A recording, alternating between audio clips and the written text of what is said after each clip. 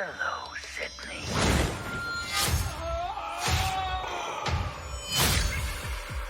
I'm gonna make everyone you love suffer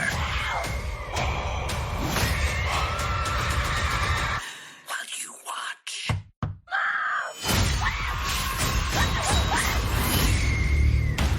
This killer has been planning his attack for years. Your daughter, Tatum, is the same age that you were when this whole thing started. This isn't gonna stop unless I stop it. Where is my daughter? This is gonna be fun. Scream, only in theaters. Hello, everybody. Welcome to the latest episode of Fresh Cuts. This is Mike. Joining me as always, it's Mr. Venom. What's up, Venom? Greetings and salutations, Ghostface lovers and haters.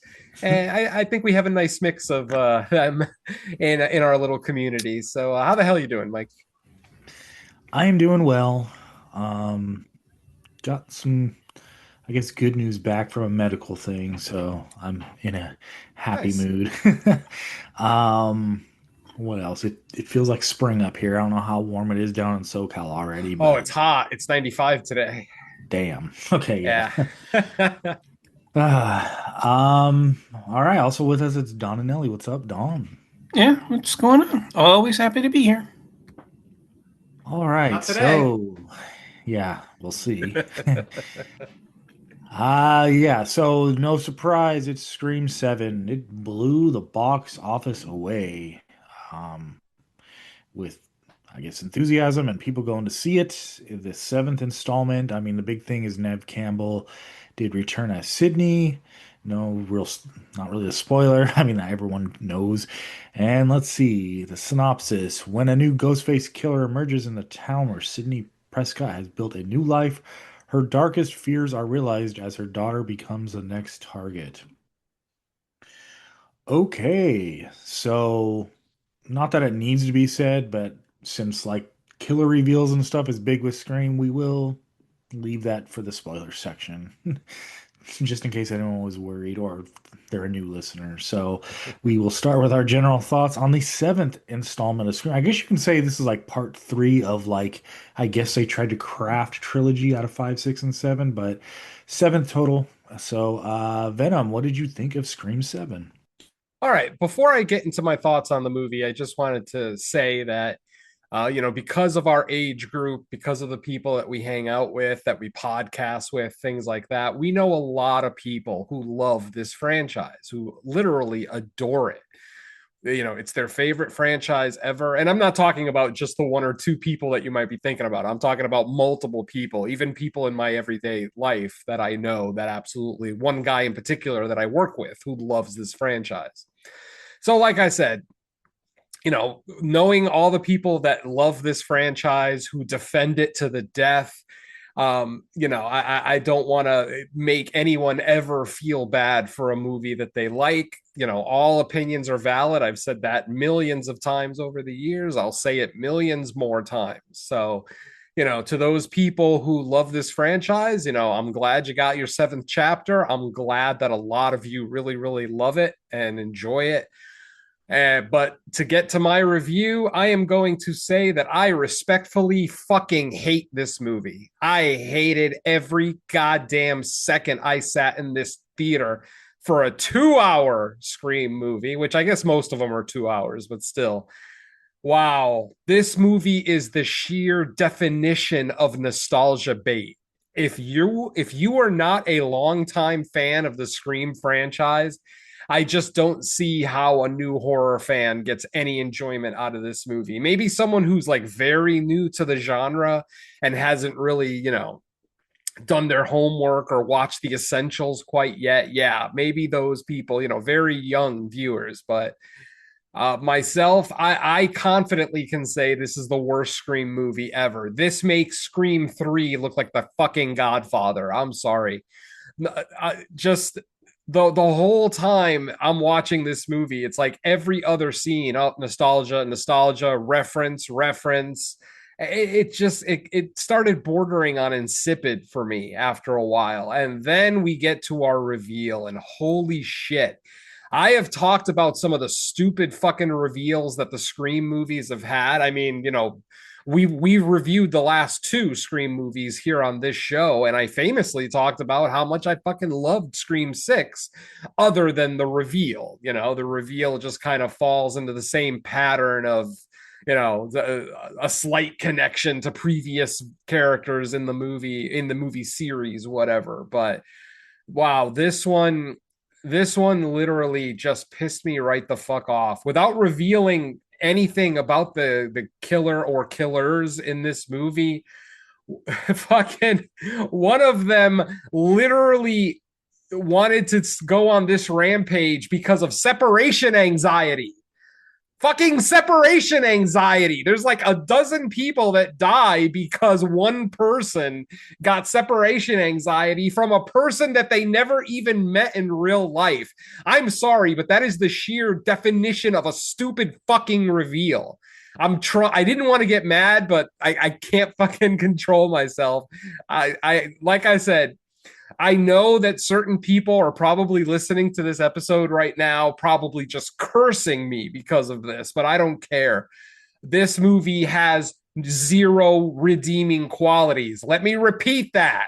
This movie has zero redeeming qualities.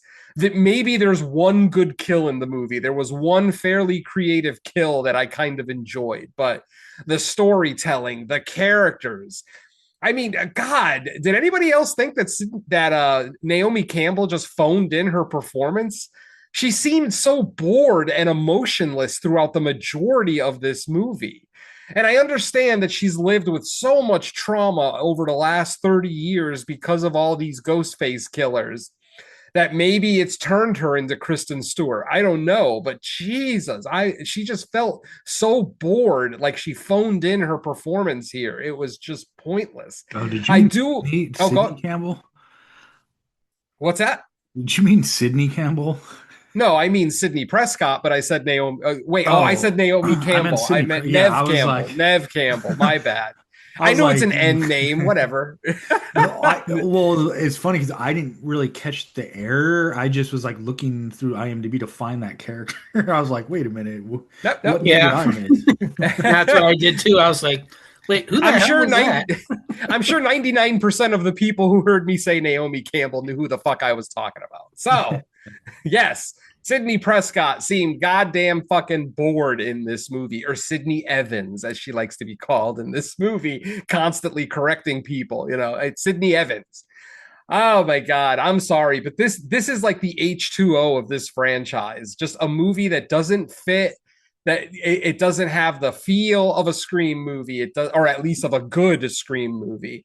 It doesn't have the pacing of a good Scream movie, the editing, even the fucking score. Jesus Christ, this score was just all post-grunge 90s fucking radio rock. Ah, God.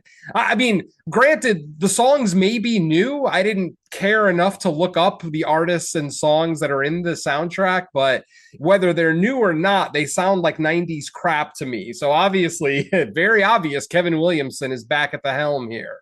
Because, oh God, between the score, the shitty characters, just, oh my God, what the fuck? And then we get the reveal of the potential return of a legacy character, and it basically invalidates the whole cold open. It's like, wait a minute, that character wouldn't burn down their own fucking house. That doesn't make any goddamn sense at all. So yeah, like I said, the people who love this franchise and love this movie, God bless you. I'm jealous. I've said it before and I'll say it again. Every time I sit down to watch a horror movie, I want to enjoy it. I want to like it and I want to praise it. But I'm being true to myself here, folks. I sat in that theater for an hour and 55 minutes with my head in my hands, face palm, my face in my palm, like half the goddamn movie. I was just so goddamn frustrated. And even the reappearance of another legacy character who we have seen in the last Scream movie, was just so stupid and formulaic. It made no goddamn sense at all. So I'm just gonna cut off my general thoughts here and say, in my personal opinion, this is the worst Scream movie ever. There is nothing redeeming about it. Unless you are a hardcore franchise fan of Scream, I just don't see how anybody's really going to get anything out of Scream 7. And that is so unfortunate because I enjoyed what they were kind of the trajectory that they were going on with 5 and 6, with the introduction of the core 4 and leaving out characters like Sydney Prescott and Gale Weathers. And, you know, I was enjoying it. I like when franchises do things that are different. So they end up firing Melissa Barrera and then deciding to just go back to the same old fucking formula that I was sick of in 2011. I'm sorry. I hate this movie with every fiber of my being. I'm sorry, Scream fans. I just can't bring myself to say anything positive about this movie. So, for the sake of pissing off any more Scream fans out there, I'm going to go ahead and turn it back over to Mike. Okay. At this point, I'm surprised Venom wasn't revealed as the killer in Scream. It would have made more fucking sense. All right. Okay, let's kick it over to Dom. What are your general thoughts on Scream 7? Well, I'm not that much higher than Venom, but I'm pretty much kind of in the same general ballpark. Yeah, there's not much to this one that really kind of stands out. It has some decent suspense scenes. I do like a few of the stalking scenes. The kills aren't bad. They're brutal, and some of them are gorier than you'd think for this kind of franchise, where it always kind of touted itself as being cutting edge and kind of being hip and modern and having a lot of cool gore, but it never really did. And it wasn't until 5 and 6 where we finally got brutal, violent, gory kills, and then this one kind of tops that. So yeah, I do like that. But that's kind of where a lot of the positives end, and where a lot of the critiques that Venom brought up are kind of set to the forefront. The story to this one is an abject mess, and that's putting it lightly. The reason for the killers, the reason for the rampage, the reveal of the killers, actually, almost all of that is completely bullshit and just absolutely asinine to try to reason with. A lot of the legacy characters here are introduced as fan service and serve no purpose whatsoever. Like the same thing that they did in 5, where they brought them back just to reference them and to make the whole thing kind of tie into the franchise. But it's just so difficult to just continuously believe that they've survived 4, 5 stalking, serial killer rampages now, and they're still not dead. I mean, think about it. The only one that survived, the only one that's been killed off from the original franchise that survived into part 2 is Dewey. Dewey's the only one that was killed off. Everybody else is still alive. Everybody from the other films is still alive. Dewey's the only one that's been killed off. And it really just makes the film feel like there's unnecessary plot armor to keep them alive when there's no reason to be. And it drains a lot of the tension, it drains a lot of the suspense, and it just really makes the whole thing feel like an exercise in futility, where how many times did they have the upper hand and some asinine reason kept them safe, when 2 seconds all would have been over with and done, and they would have killed someone off. I mean, it really just makes the film feel like, oh, we're just going to save them, and we're going to finally kill them off in part 8, which I think they said that they were actually planning on doing it today. For they're saying that they're going to write 8 and then hopefully set it and shoot it later this year. and maybe have it out in 27 or 28 or whatever. But I really just can't get myself invested in this anymore if they're going to just continuously keep them alive for no reason and then keep them alive and then serve them this kind of just dog crap that they have to work with. The plot makes no sense, the motivation makes no sense, the killers make no sense. There's very little about this that actually comes off as enjoyable unless, like Venom said, you're somebody that grew up a fan of the franchise and, hey, wink nod, you remember this from, two, or you remember this from three, or hey, wasn't this the motivation for the killer in five? And it's just not interesting anymore. It just feels like we're spinning our wheels, we're recycling reheated garbage for the third time in a row, and it's just not as interesting anymore, especially when I loved six. I think six may be my personal favorite one. Just in terms of like watchability, I think six is my favorite of the franchise just because it did something new. It did something different. And this is completely missing here. This isn't some smart, slick teen slasher where, horror movie fans use their knowledge of the genre to fight back against a killer picking them off in their small town. That's what the film franchise started as, and I don't see it here. It's just not the same anymore, and I'm just not interested. And it doesn't have the same tone, the same feel. There's very little about this that just makes any interesting motivation whatsoever. And I really don't have much else to add because there's a lot to talk about, but I don't want to go into spoiler territory, I guess. So I'll just say back to you, Mike. All right.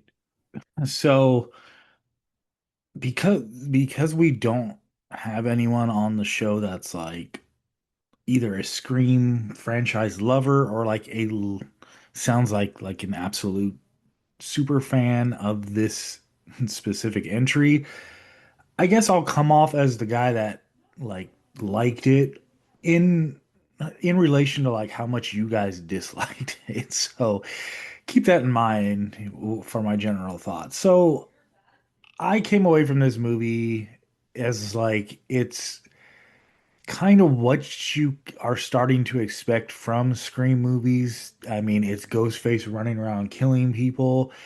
I think the movie, or excuse me, the franchise has had somewhat of an issue in not being as clever as it thinks it is for like a while. So like, while yes, that also is very apparent in like the killer reveal in this, as well as the motivation.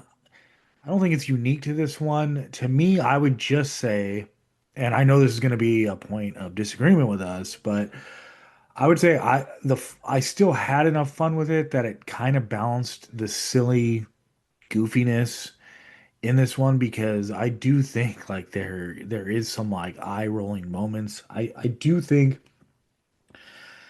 this franchise, it's kind of showing the signs of like, is there a next move in you? Because I'm starting to feel like the same way I do about the Halloween franchise, where it's like they they try to make efforts to move away from like it always having to be Laurie Strode and Michael Myers, but they can't quite figure it out. And like now, Nev being back or Sydney Prescott being back, it seems like, as far as the fandom, not anyone particular here, or no in particular people, but just the fandom in general, like that's what they want. Because it seems like the feedback from the masses, because it did make a ton of money, like people are happy with it. So it's like, are they even working their way? I guess you could argue in this one, maybe they're trying to like pass the baton to her daughter.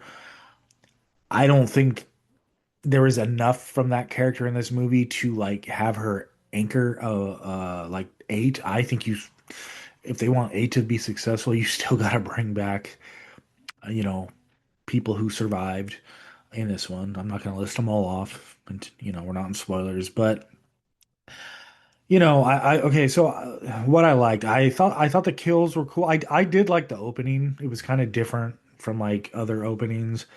I thought like some of the kills were vicious. There was one in particular I thought was really cool, although you kind of find it to be improbable once you get to like a reveal, which we'll talk about later. Because then you look back on like how the kill happened, you're like, how the hell could they have done that? But I mean, but that's like I said, that is kind of a thing that like I would say Scream fans must just forgive in every entry because there's a lot of physics questions involved in how some of these killers perform kills. So I guess that's not even exclusive to this one. But and also I did talk about this at length like yesterday on a show, so like I am kind of running on Scream 7 fumes.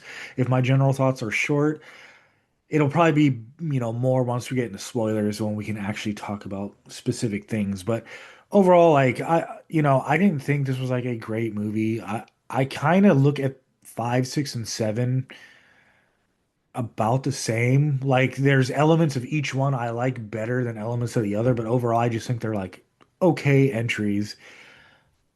I kind of feel like the same about this one. Like the people that love it, I understand some of the elements that they like because they're what I like, but the people that hate it, I understand why they hate it too. Because there's just so much in this that pulls you in both direction of like, oh, that's really cool, but all this other stuff over here is really stupid. Like so yeah. What else can I say in particular? I mean, that might be it for general thoughts, just because it's, spoilers will be the more appropriate time to really get into it. I did think the reveal in this one was ridiculous, especially even more so than like the main killer. When you find out who like the second killer is, it's just like what? Almost like you. Okay, yeah, I probably shouldn't even say that until we get to spoilers. I was about to elaborate, but not a good idea. So yeah, I thought it was a decent entry. Um, and that's about as good as I can go. It's just gonna sound really good compared to Venom and Dawn because of how much they didn't like it. But I'll leave it at that for now. So back to you, Venom. All right, now that Mike's done being wrong, we can get back to Don and I. Now, obviously, as I've said, all opinions are valid. If Mike enjoyed it, rock on. I wish I did. There was next to nothing about this movie that I enjoyed. Um, the daughter, I guess she was okay. Like, I mean, no performance in this movie impressed me in any way, shape, or form. And specifically, Neve Campbell's was just dry as shit. But I mean, no real performance. I do love Joel McHale. What is with me naming people today? Not Kevin McHale from the Boston Celtics. No, Joel McHale, the actor and former host of Talk Soup. I am a big fan of his stand up. He's got a TV show called Animal Control that's actually pretty decent. And I was always a big fan of him when he was hosting the Soup. So yeah, it's always fun to see him. It's kind of like seeing Fred Willard at the beginning of Idle Hands. Like for me, that was about the only thing I actually enjoyed. Well, same thing with Scream 7. Just seeing, seeing Joel McHale just, put a smile on my face because of how much I enjoy his other work. Not to say that he's stellar in this movie, not at all. Somehow he's, well, that's a spoiler. I'll leave that alone for now. But yeah, like I said, just the ridiculousness of this franchise is just getting worse and worse. Like I said, it felt like 5 and 6 were a breath of fresh air to the franchise. It seemed like they were trying to do something. I haven't even mentioned the core four either. I loved the core four in 5 and 6. And then we get the two returning members of the core four, and they're completely different people. They're not, they're the same actors. I'm saying their personalities. It doesn't make sense that this is only like a year or two after the events of New York. Like, it doesn't make sense how drastically they changed, how shitty they've become. They've literally, whereas they were fleshed out, likable characters in 5 and 6, they're just caricatures in 7, just bickering at each other, arguing constantly. I mean, considering the shit that these two have been through together, you'd think that they would have some kind of common bond and not just be bickering constantly. I'm sorry, but the trope of the constantly bickering brother and sister is getting fucking old. especially when they've gone through the amount of trauma that these two have gone through, to then it's almost like they reverted back to high school. Like it seemed like they grew up, but their personalities just reverted back to being shitty high school kids. And it's so disappointing. Like, I honestly thought those two weren't going to be in this movie. I figured with two members of the core four gone, the other two are probably not going to show up either, but they did. And at first I was happy about it, but literally within 5 minutes of them speaking, I'm like, that what the fuck did you do to the only two likable characters I thought I'd have in this movie? It's just awful characterization. Suddenly this girl wants to be a journalist. She never at any point in the first two movies ever said that she had any interest in journalism or reporting or anything like that. But then suddenly they hang out with Gale Weathers and she wants to take Gale Weathers' job. Like, what the fuck? I'm sorry. If this girl was 16 years old, maybe it would make sense, but this girl's got to be in her 20s by this point. So it just, like I said.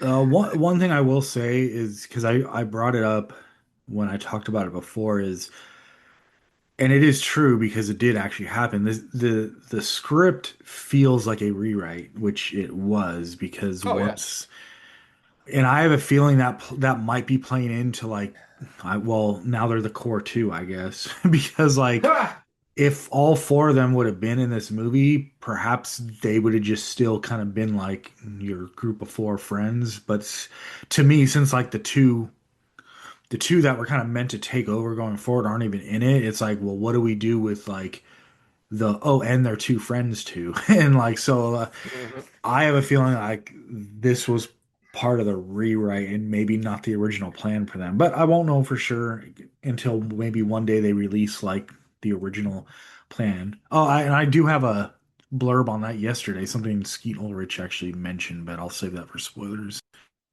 All right. Well, ultimately, even if this was a rewrite, it doesn't salvage it because this is the movie we got. It doesn't matter if the original script was going to be spectacular. The filmmakers were stupid in firing Melissa Barrera because she made a fucking comment online that was a little controversial. Oh my God, it's not like she did a J.K. Rowling or a Harvey Weinstein by any stretch. She just voiced an opinion, and the film. Oh, go ahead. Oh, I was just gonna say, and the worst part about it is like, because I went back, now that it's been a little while since it happened, I kind of went back and like dug it up. It's not like she even said it on like a press tour during like promoting a movie. It was just like an isolated comment on her own free time, and it's like they couldn't have just had like a discussion about it, which I don't even think she said anything wrong. No, she didn't. She didn't like say anti anything, right? Like right. So I'm like, wow, man. She just picked a side, and it seems like picking a side alone is enough to get you canceled in this culture. Yeah, it's and then really unfortunate. And then Ortega, her like press team was able to finagle it's a scheduling conflict, but yeah, right, she walked to support Barrera. I'm sure. I'm good. I'm glad. I mean, yeah, if she walked to support Melissa, I'm all for it, because the problem is that the movie made a shit ton of money. So the filmmakers aren't going to learn any lesson from this whatsoever. The Scream, stands were all so excited that, Sydney and Gale are back that they almost didn't think about how, some of the great ideas that they had in 5 and 6 that could have flourished into something great in Scream 7. Like I said, Williamson just went back to the original fucking formula, and that doesn't really cut it for me, not in 2026. And I've already said many times, this is not my franchise. I was almost 30 when the first Scream movie came out, so this is definitely more the 90s kids franchise. And again, nothing wrong with that. I like a lot of bad movies from the 80s too. It's not a big deal, but god damn, it just seems like these filmmakers just forgot everything cool and original they did in 5 and 6 and just shit on it and said, oh, okay, let's just make Scream 5. Because that's what this movie feels like. It actually feels like the legitimate Scream 5, with Neve Campbell back. And, literally, if we lived in a world where 5 and 6 could be erased from the face of the earth, this would just be Scream 5. I mean, it means that little to, this Yeah. world of Woodsboro and the surrounding area. Yeah, the issue for me is like, okay, so when 5 came out, it felt like they were kind of doing what 4 did a decade ago, where they're like, well, we're going to have our legacy characters, but in a fashion that you can kind of pass the baton. So when 5 came out, uh, our 3 legacy characters, they did show up, but it was kind of like in a, we're going to support the people or the kids that like Ghostface is actually after in this movie. And then 6 happens, and because Neve Campbell's not even in the movie, it feels like okay, they take the next step to like redirecting the franchise to like the new generation of, the core 4, as we say. And then the problem is in this one, it not only is like Nev and or Sydney Prescott back, but they basically recenter the entire story. I mean, you could argue it's out of necessity because what else are they going to do at this point? But now it's kind of like recentered around her. We're like, well, okay, if you're still planning on making more, I mean, it seems like they want to say maybe the daughter eventually takes it over, but like, does anyone care about that character that much to like baton pass to her? Like, I still feel that they're gonna have the Sydney Prescott crutch for like the next entry, whether they like it or not. Yep. Oh, absolutely. I can't imagine if Scream 8 doesn't have Sydney and Gale in there. God. And of course, of the legacy characters that died, they killed my favorite one. Like Dewey was the only one that I actually enjoyed watching in this movie.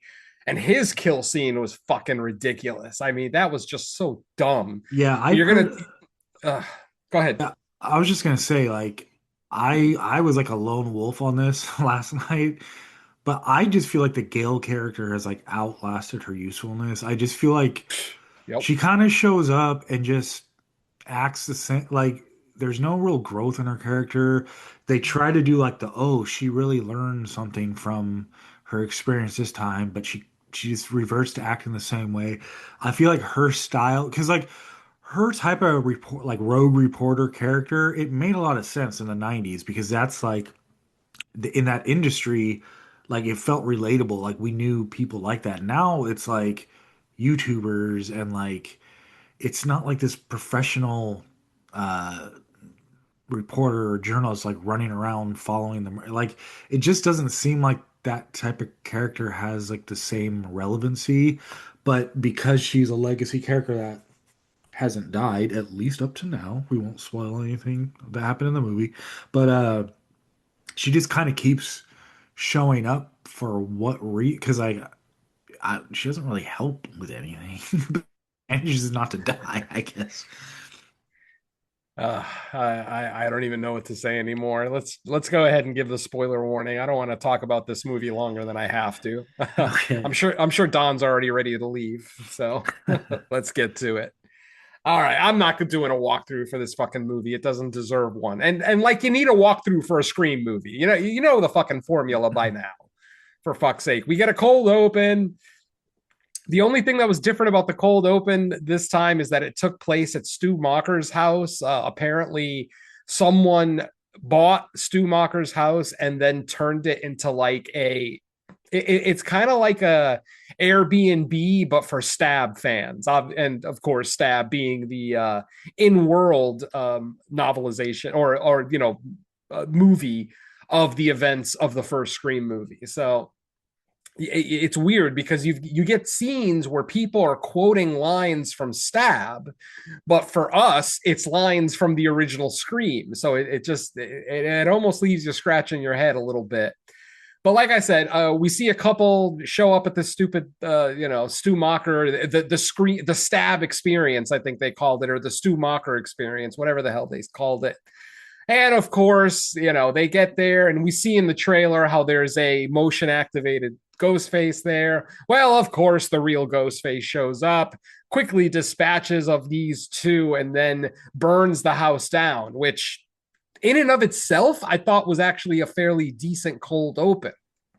But then about 15 minutes into the movie, when we actually get the image of Matthew Lillard as Stu Macher, FaceTiming Sydney Prescott and threatening her, it took away all the goodwill of the cold open. It's like, that doesn't make any fucking sense. Why would Stu burn down his own house? It just doesn't make any sense to me. So what did you guys think of like the whole AI element? Because me personally, I didn't hate the idea, but I just thought like because it was revealed so early in the movie, I'm like, well, now we know there's no way. It's like, I mean, exactly. it was already such a far-fetched idea that like he wasn't dead, and especially like the way because like going into this movie, there was like a lot of Matthew Lillard press, and I think it's because they wanted to set people up that like, oh, you're gonna see him in the movie. Like I think they wanted people to know that we were gonna see him in the movie, but he didn't. He never wanted to give like a straight answer of like, well, does that mean he's alive? So once they showed him like on the with the AI or on the phone so early in the movie, I'm like, well, now we know it's a red herring. Like you just Mhm. like because there's no way you're going to reveal that so soon in the movie, and then he's actually going to walk out later because you don't blow the killer spoiler, or not that obvious. I mean, Yeah. they do drop red herring and hints, but nothing that obvious. So it's like, well, we just know it's not him now. Exactly. I mean, if Stu Macher actually was alive in this universe, he would have had a grand reveal at the end of the movie. You know, it would have been this big, slow motion reveal of him taking the mask off, and lo and behold, it's Stu still alive. Yeah, But he would have no, been manipulating other people to do the dirty work until he was ready for like the grand finale because that's just the exactly. formula. Yeah, yeah, exactly. So we go back to, and we're not in the only scene that actually takes place in Woodsboro is that opening scene. The rest of the movie takes place in the new town that Sydney Prescott lives in, which I don't know if they actually even mention it in the movie. If they did, I didn't care enough to pay attention, so not a big deal.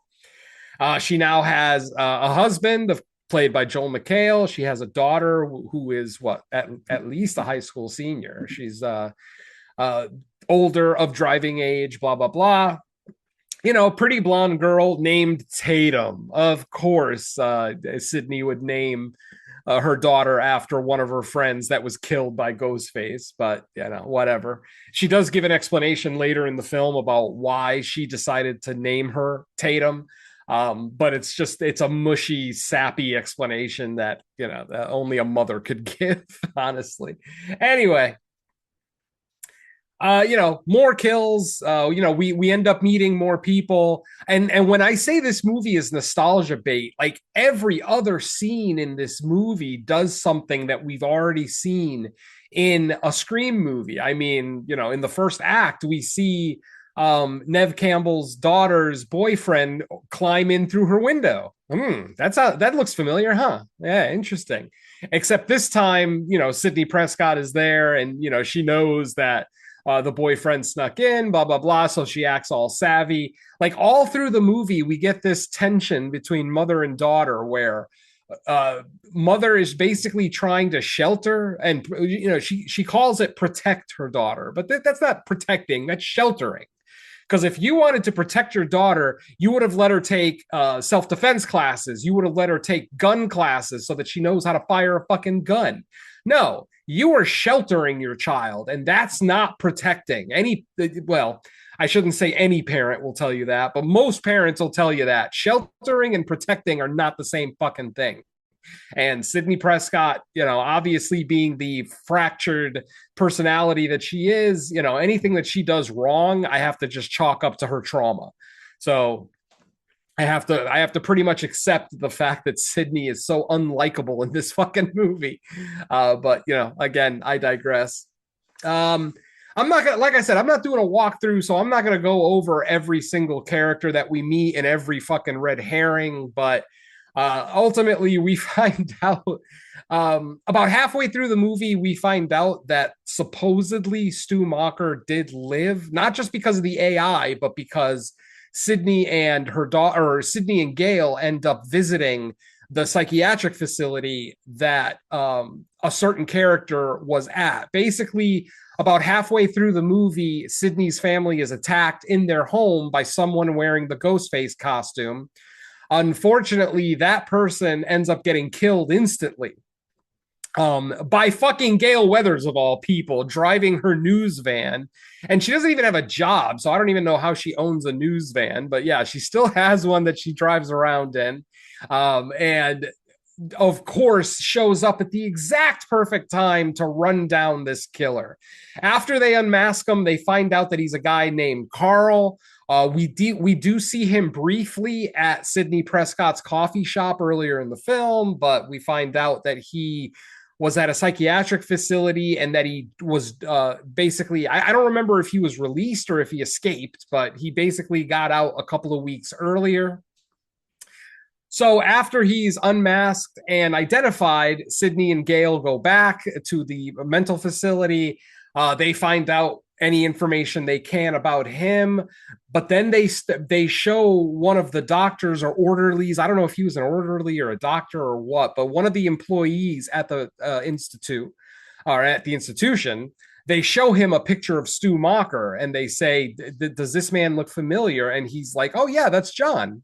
And they're like, "Excuse me?" And they're like, and he's like, as in John Doe. Like when he got here approximately 30 years ago, his face was all damaged from some injury that he had, and he had memory loss. He basically had amnesia, didn't know who he was, blah, blah, blah. So now we're under the belief that, yes, Stu Macher is still alive and potentially recruiting people to continue his ghost face ways. Well, I'm just going to skip right to the fucking reveal because I don't care that much. And the theme of shoot them in the face or shoot them in the head actually makes for a pretty decent kill at the very end of our movie, but we'll get to that here in a little bit.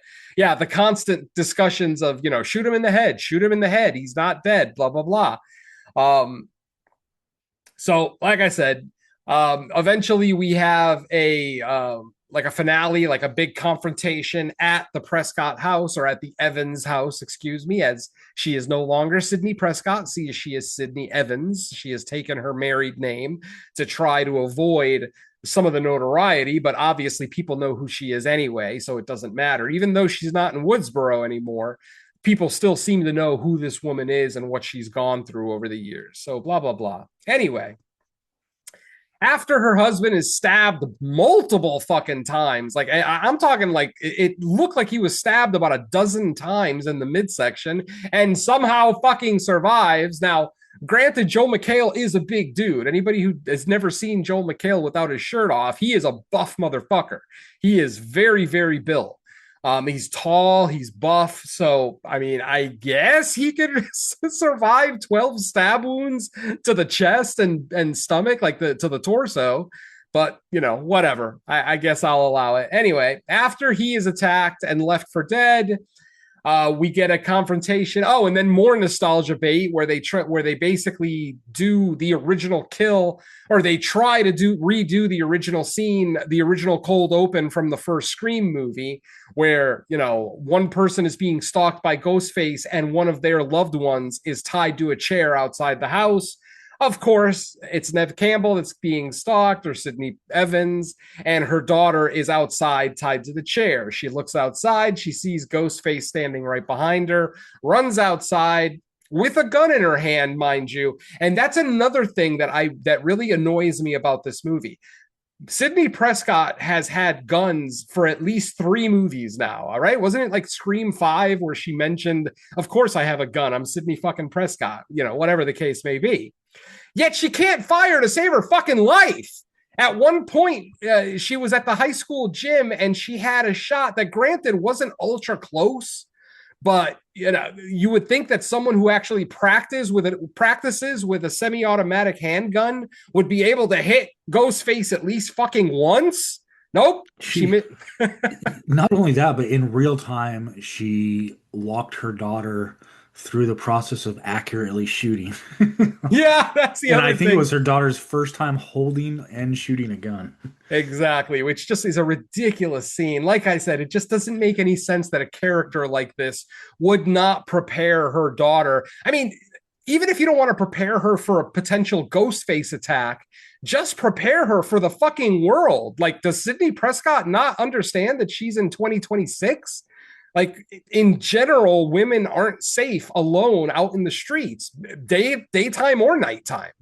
So I mean, you would think that she would at least like, help her daughter be able to protect herself. Like even if you don't want to buy your teenage daughter a gun, like I said earlier, let her take self-defense classes, let her take Krav Maga, just fucking karate, something to help her protect herself, because you're not going to be able to be with your children 24 hours a day. And that's the thing that a lot of these cinematic parents don't seem to understand. You can't be there 24 hours a day. You need to prepare your children for some kind of contingency. They need to have a plan when the shit hits the fan, be it a school shooting, be it, getting attacked outside of school, or like at a nightclub, or just something. It's like, this is a shitty world that we live in. And if you're not preparing your children to survive this world, you're preparing them to be fucking victims. There, I said it. I don't care. So anyway, the end of the movie, we get the repeat of the original scene, the original cold open from Scream. And then we get the reveal of the first kill. I mean, we already got the reveal of one killer, so we did have 3 killers in this movie. The reveal of the second one turns out to be that guy that Gail and Sydney spoke to at the facility, at the mental facility. It turns out that he but he's not the mastermind though.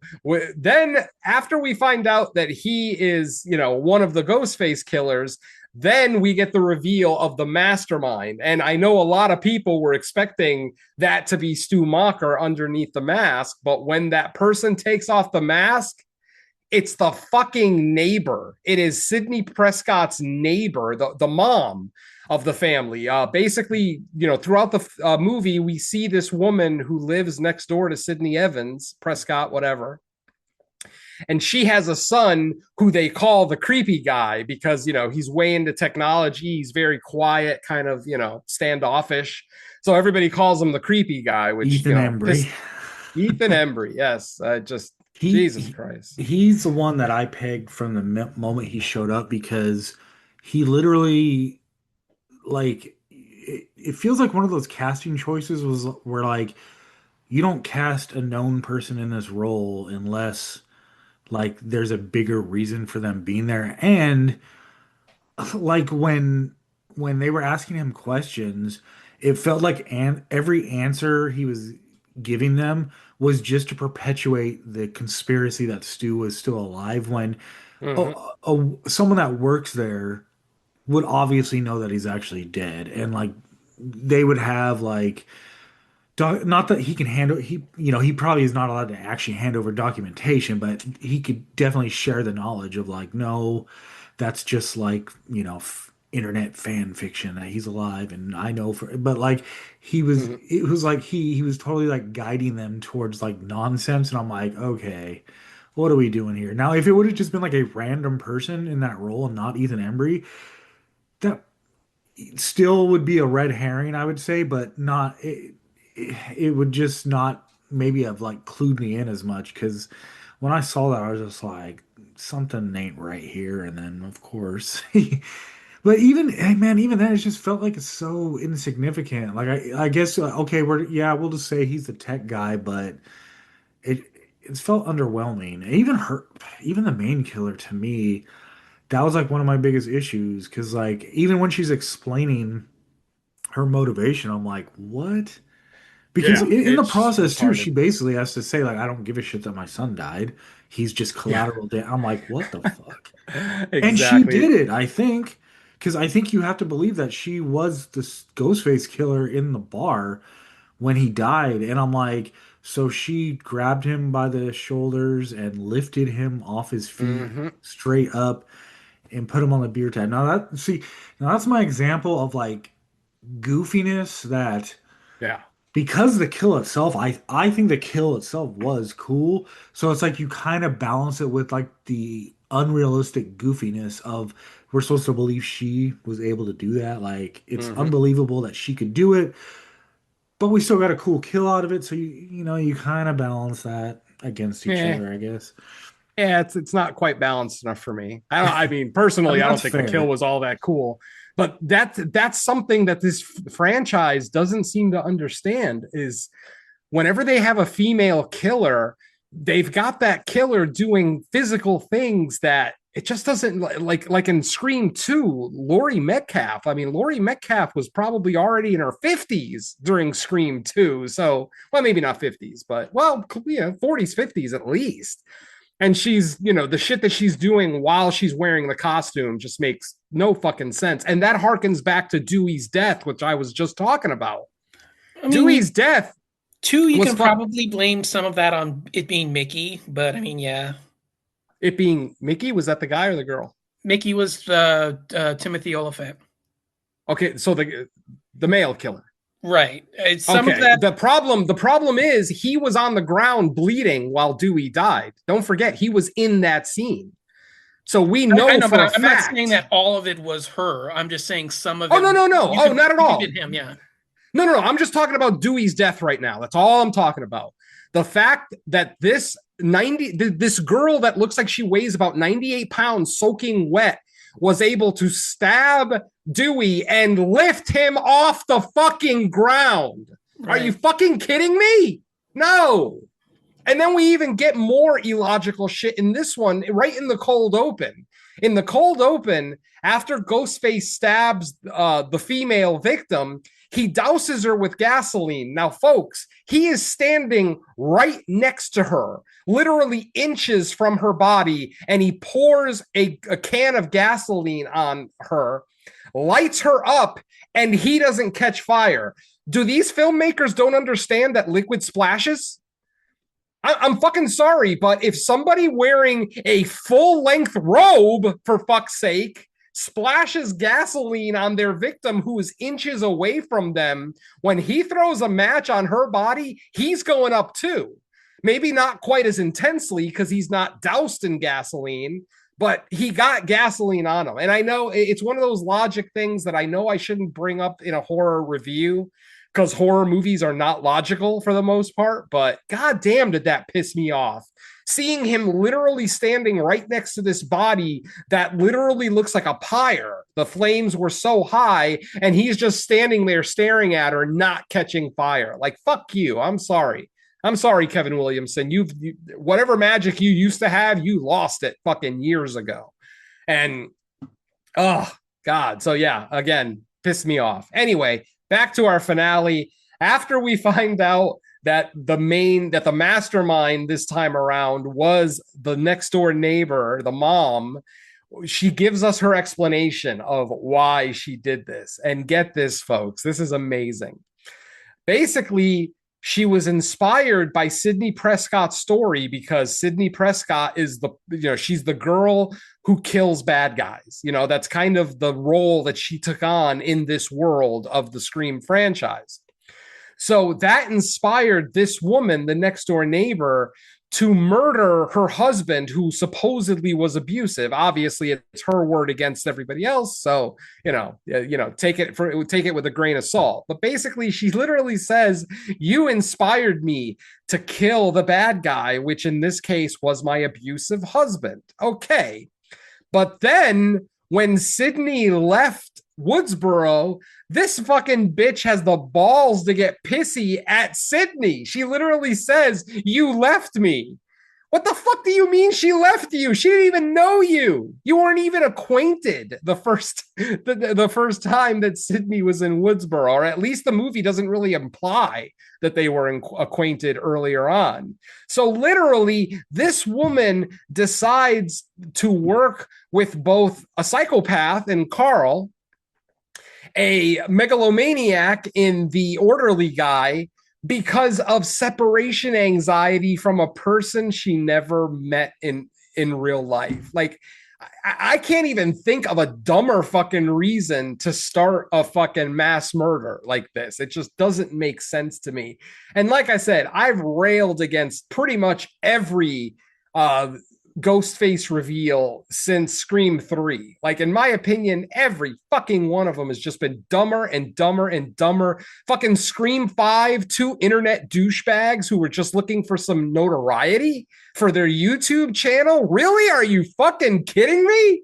And now this woman who literally never met Sydney Prescott, had no relationship with her, but then gets mad when she leaves town.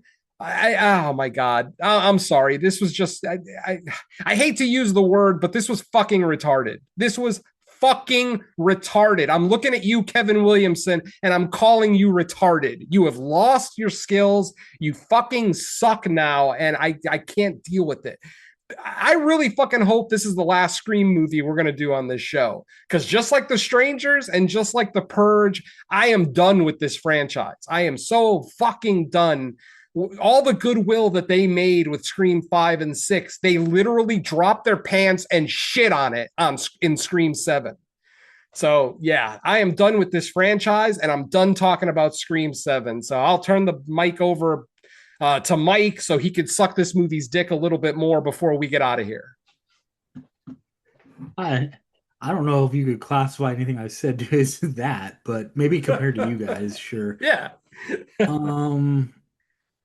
Yeah, I mean, I'm semi-curious what they do from here, only for the fact that like it made tons of money, so there's no way they're not making another one. Neve Campbell, she's not like Jamie Lee Curtis's age, so it's not to the same level of like, well, they better figure out what to do without her. Um, oh, I know what I was gonna say. So, Skeet Ulrich, he was interviewed, and he said when he originally signed on for five, he said the scenario, an arc that he was presented was that his Billy Ghost um, psychology stuff on Sam would eventually lead her to being the killer in seven. Now, he didn't get in, like, at least the interview I read, they didn't really get into details like who she was killing, why she was killing, all the motivations. Because, like, just because the way I'm thinking in my head, I'm like, well, just because she was a killer doesn't mean she was killing, like, traditionally, like, good characters or her friends. Like, I don't know. I don't know, like, how that would have worked. Obviously, because of the casting change and the rewrites, Billy Ghost out, Matthew Lillard AI in, and we didn't get that. Now, I'm not even convinced that the other core four don't ever come back in the future. I think it's a situation that could be smoothed over, but as of right now, yeah, the way I see it, it looks like they're trying to set up Sydney's daughter maybe taking over eventually. I just don't buy that it's going to be an eight because I don't think she cared. I don't think she was bad in this, but I don't see the cinematic weight in that character or her abilities yet. And that's just because we were just introduced to her, and um, but Well, I mean, how did we feel after Halloween 2018 about Laurie Strode's granddaughter? Because I kind of was getting the same kind of vibes after watching Halloween 2018 that this was Jamie Lee's like the beginning of her stepping away from this franchise and potentially letting someone else. Because I knew it wasn't going to be Judy Greer, yeah, so it would have had to have been the granddaughter. But man, at least even with that movie, it just seemed the granddaughter was at least a little bit more likable than Tatum. I'm not saying Tatum was hateable. Like I don't hate her. I just feel like it was how can I put this? She did nothing to excite me in this movie. Nothing that she did. Nothing, she didn't show off any kind of intelligence. She didn't show off any kind of resilience. Obviously, more her mother's fault than her own. But like I said, I just didn't care about anybody in this movie. Like literally an atomic bomb could have landed on this town, wiped out everyone in this movie, and I might have liked that ending a little bit better. I don't know. But like I said, at this point, I just don't care. I don't care about Sydney Prescott. I don't care about Gale Weathers, and I don't care about fucking Ghostface. On top of the fact that once again, Scream 7 supports the fact that Ghostface is one of the most ineffectual killers in cinema history. The fact that a fucking teenage girl can get the upper hand on any average ghost face just irks the shit out of me.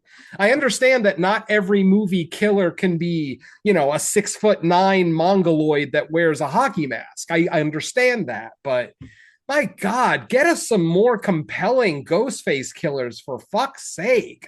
Jesus. The funny thing is, I rewatched 5 in anticipation for the other show, and the thing that jumped out at me on a rewatch is half that cast should have died from their wounds. Like, I don't know Yeah. how well you remember 5, but like, I You're mean, right. they were stabbed repeatedly, like just everybody was getting fucked up, and they all walked away from it for the most part. I'm just like, what Well, the? that's kind of, it seems like that's a trend because we get more of that in Scream 6. And of course, we got it again here as our two remaining core four members both took damage in this movie. I mean, the girl literally was slashed in her midsection. That Yeah, could have easily been deadly. So yeah, just again, the two remaining members of the core four apparently are superhuman. They can survive anything. They must be part Jedi. I don't know, but yeah, it's not compelling. It's not interesting. It's just a convenient plot point that keeps these characters going. Like Mike was saying, it's convenience that we have all these characters. Kevin Williamson does not have an original idea left in his head for Ghostface, and that's unfortunate because I think that if you give this franchise to somebody, I mean, imagine what a Mike Flanagan could do. Imagine what an Oz Perkins can do. Imagine what a fucking hell, Jordan Peele. Imagine what a great horror director could do with Scream, actually make it relevant again. Because I'm sorry to all the Scream lovers out there. This franchise hasn't been relevant in so long. Yes, I understand they make money. I understand this one made almost 100 million on its opening weekend, which of course guarantees it's getting another one. But it just they're cinematically and from a storytelling standpoint, there is nothing redeeming here. There is nothing that excites me about Scream 8. Like, I literally want to boycott Scream 8. I'm that fucking pissed off at this franchise and at Kevin Williamson specifically.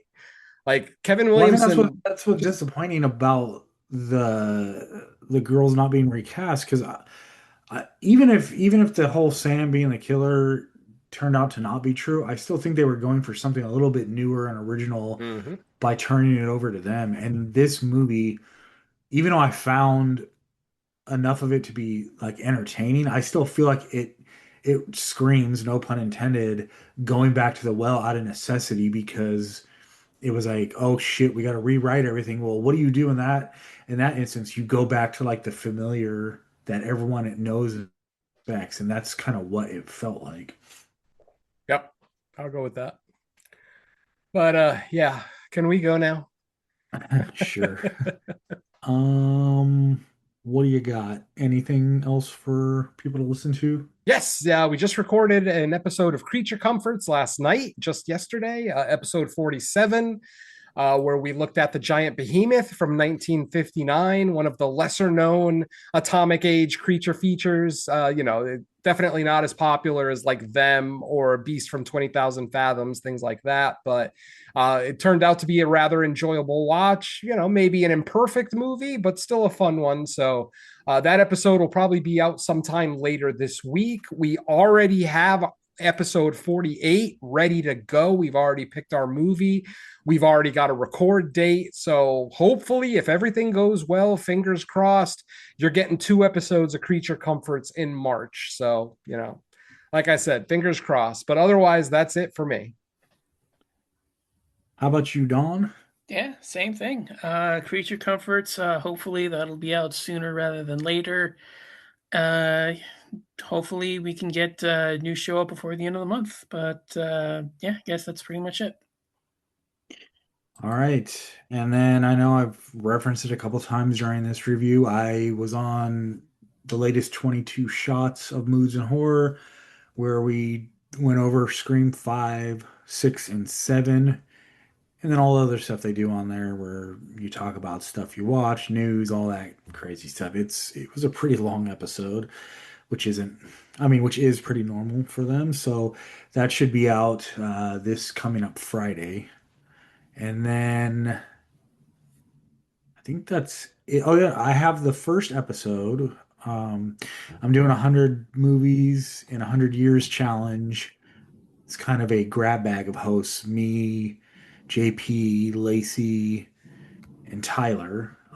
Tyler of 22 Shots, where we're watching one movie from each year of the last 100 years. The only real rule being it has to be a first time watch, something you've never seen before. So I posted the first episode of that in the group chat. I believe it is on the 22 Shots Spotify feed as well. And then I've listed my letterbox if anyone wants to just look at my list out of curiosity. And then that's it. I do have something I think coming up Thursday, which is kind of a return, not of any of my podcast, but someone else's. So I'll I won't name it. I'll probably get more specific on the next episode just to make sure it actually happens because you know how that goes. So we got two releases coming out this week.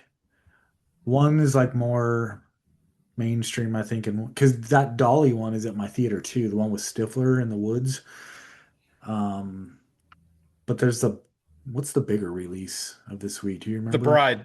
The Bride, that's it. Which I don't even I like. It's obviously Frankenstein and the Bride, but it seems like a 1930s kind of crime noir with Frankenstein and the Bride in it.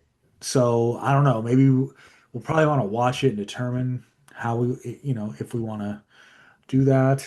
Um, and if not, we got Dolly as a backup. Plus, lots of stuff has been on VOD since. So we got many, many choices for the next episode of Fresh Cuts. But is that it, guys? Anything else?